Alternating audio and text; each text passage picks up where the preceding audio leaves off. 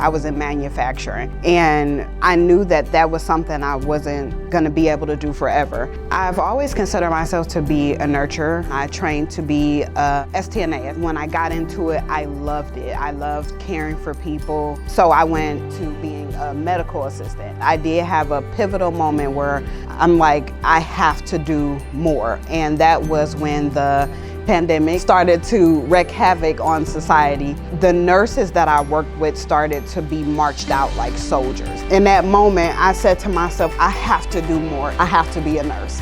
And that's when I went to nursing school. When a patient is lying in a bed, they're at their most vulnerable state. And you see this look in their eyes, it's a look of fear. And you have to show them in your eyes the look of safety and kindness. And they look at you with this appreciation. They trust you more than anybody. That's not anything you take lightly. Nursing school gives you the knowledge, but when you hit the floor, that's when the real school happens, just like life, because you're gonna always learn. Sometimes it's not about your technical skill. It's not about what you can do for them and what their vitals is. Sometimes it's just compassion and presence. Having an RN degree takes you so far.